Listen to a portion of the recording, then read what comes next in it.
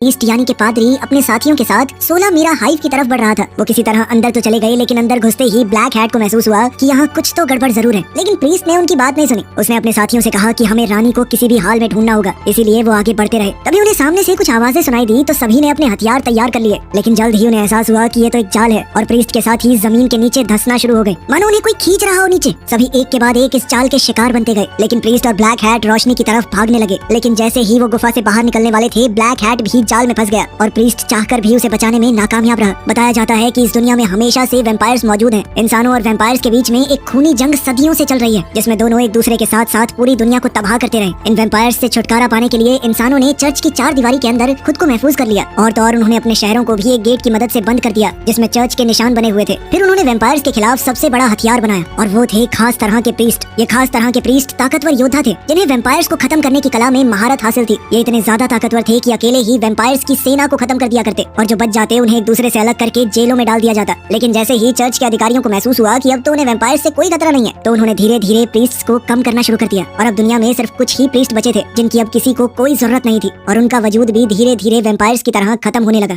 इन सभी घटनाओं के कई साल बाद हम ओवन नाम के एक आदमी को देखते हैं जो अपने खेत की जमीन को खोद रहा था ताकि वो पता लगा सके कि खेती के लिए जमीन की कंडीशन कैसी है। फिर उसने अपनी पत्नी शैनन से कहा कि मेरे हिसाब से हमें खेती शुरू कर देनी चाहिए। ठीक उसी वक्त लूसी भी घर पहुंच गई। ओवन ने उससे पूछा कि अब तक कहाँ पर थी तुम, तो लूसी ने बताया कि वो शहर गई थी। ये सुनते ही ओवन भड़क पड़ा, क्योंकि लूसी उसके मना करने के बाद भी शहर चली गई। मगर लूसी ने भी जवाब में कहा कि अब मैं बड़ी हो चुकी हूँ। लेकिन ओवन का कहना सीधा था कि अगर इस घर में रहना है तो मेरे हिसाब से रहना पड़ेगा। मुझे ऐसा लगता है कि मैं जेल में हूँ, ये घर कम जेल ज्यादा है, लूसी ने चिल्लाकर कहा। तभी शैनन ने बीच में कूदते हुए कहा कि इतना लड़ने की कोई बात नहीं है, दोनों प्यार से बात किया करो। लेकिन तभी अचानक से जमीन कपकपाने लगी। इससे लूसी भी बहुत ज्यादा डर गई। ओवन ने बाहर जाकर चेक किया तो देखा कि वैम्पायर्स का एक झुंड घर की तरफ आ रहा है। उसने तुरंत दोनों को नीचे जाने के लिए कहा। शैनन ने घर की खुफिया जगह को खोला और लूसी को अंदर भेज दिया। शैनन ने लूसी से कहा कि चाहे कोई भी आवाज आए चिल्लाना मत, लेकिन वो अपने पति की मदद करने के लिए ऊपर ही रुक गई। इसके कुछ सेकंड बाद ही लूसी को गोलियां चलने की आवाज सुनाई दी और अपने माँ बाप की चीखें भी, जिन्हें वैम्पायर्स बड़ी ही बेरहमी से मार रहे थे। तभी अचानक से खुफिया कमरे का दरवाजा खुला और किसी ने दस्तक दी, जिसे देखकर लूसी डर से कांप गई। इसके बाद सीन सीधा कैथीड्रल शहर में खुला। ये शहर अभी भी चर्च की निगरानी में था। हम वहाँ प्रीस्ट को देखते हैं जो अपने घर जा रहा था। उसे लिफ्ट में एक बच्चा अपनी माँ के साथ देखा। बच्चे ने बड़ी मासूमियत के साथ प्रीस्ट से उसके टैटू के बारे में पूछा, लेकिन उसकी माँ ने उसे डांटते हुए कहा कि प्रीस्ट से ऐसे बात मत करो। जैसे ही प्रीस्ट अपने कमरे में घुसने लगा तभी उसने एक आदमी को दबोच लिया जो काफी देर से उसका पीछा कर रहा था। उस आदमी ने अपना नाम हिक्स बताया और कहा कि मैं उस शहर से आया हूँ जहाँ पर आपका भाई ओवन रहता है। हिक्स ने प्रीस्ट को बताया कि ओवन घायल हो चुका है और लूसी को वैम्पायर्स उठा ले गए। बेचारी शैनन जिंदा नहीं बच पाई। वो आदमी प्रीस्ट के पीछे पीछे अंदर चला गया और कहने लगा कि लूसी हमेशा आपके बारे में बात करती थी। वो कहती थी कि अगर वैम्पायर्स को कोई मार सकता है तो वो है मेरे अंकल। उस आदमी ने कहा कि मैं लूसी को बचाने जा रहा हूँ, मैं चाहता हूँ कि आप भी मेरा साथ दें। लेकिन प्रीस्ट ने तुरंत हाँ नहीं कहा। वो चर्च के बड़े अधिकारियों के पास गया। उसने वहाँ बताया कि मेरे परिवार के ऊपर वैम्पायर्स ने हमला किया है, लेकिन उन्होंने ये कहकर झुकला दिया कि कोई भी वैम्पायर जेल से बाहर निकला ही नहीं। उनके हिसाब से ये